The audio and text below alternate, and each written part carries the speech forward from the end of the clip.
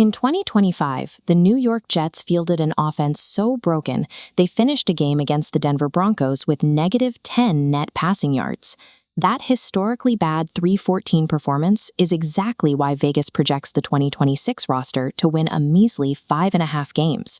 To the outside world, this franchise is permanently broken, but general manager Darren Muji looked at that wreckage and refused to patch it with expensive, short-term veteran free agents. He leaned into the struggle instead, launching a strategy of calculated pain, a massive roster teardown intended to snap a 15-year cycle of failure.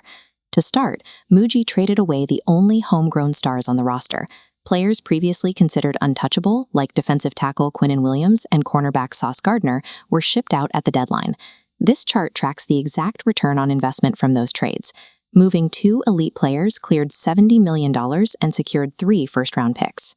Looking at the roster composition pie chart, across 2 cycles, those trades yielded 15 new picks, meaning 30% of the active roster was acquired strictly through this teardown.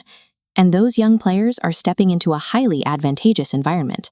Based on opponent win totals, they face the 5th easiest schedule in the entire National Football League. Muji synchronized this total roster liquidation with the arrival of that favorable 2026 schedule, specifically timing the arrival of 15 rookies to maximize their impact against a softer slate of opponents.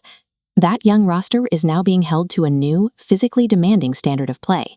Inside the building, they call it the grind, a cultural mandate built on strict accountability and physical violence. You see it immediately in the wide receiver room. The coaching staff enforces a rigid no-block, no-rock policy, requiring receivers to engage in aggressive run blocking to earn targets in the passing game. Management is backing up those demands by treating the players as true professionals. Following critical NFLPA feedback, the front office overhauled the One Jets Drive facility, installing a modernized locker room, full daily nutrition services, and an on-site barbershop. On the field, that focus translates directly to sedge warfare. The offensive line is returning 4 starters, and they've added massive 330-pound rookie Armand Membou to aggressively dictate the pace of the run game. Upgrading the daily facility standards while simultaneously drafting for size on the line of scrimmage establishes the physical and professional accountability this franchise has lacked for years. To keep that young roster disciplined, the front office spent carefully on a handful of salty, experienced leaders to insulate the rookies. You see that on defense, where linebacker Demario Davis and safety Minkah Fitzpatrick operate as quarterbacks of the defense, directing traffic and maintaining order. This veteran insulation is especially critical at the most important position on the field. For decades, the Jets' default strategy was to throw unprepared rookie quarterbacks into broken, desperate offenses. They avoided that trap by reacquiring veteran Geno Smith. By trading a simple 6th-round pick and getting the Raiders to absorb his salary, they secured a highly experienced starter for league minimum cash.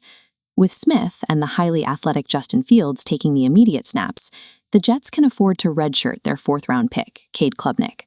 The 40-game college starter gets to act as a sponge, sitting safely on the bench while he reworks his mechanics. This diagram breaks down the biomechanics Klubnik is actively trying to fix. His college throwing base was too narrow, limiting lower body torque. To widen his stance and generate power, he has to execute 6,000 to 10,000 consecutive repetitions in practice. Investing the time for patient, off-field mechanical repetition indicates that the front office has stopped reacting with historical panic. That newfound patience allows head coach Aaron Glenn to focus on his specific expertise. Entering year 2, Glenn has reclaimed the defensive play-calling duties, a role he calls his superpower. He is moving the unit away from a passive, predictable 4-man rush and installing an aggressive, multiple defensive scheme. This X and O diagram shows exactly how a multiple front operates. Watch how the defensive line fluidly shifts from a standard 4-down setup into a 3-man line with stand-up edge rushers, moving the pressure points on the fly. This shape-shifting unit dictates the pace of the game by forcing modern offenses into a constant state of confusion. To run a scheme that complex, the 2026 rookie class was drafted for pure versatility. Take their number 2 overall pick, edge rusher David Bailey.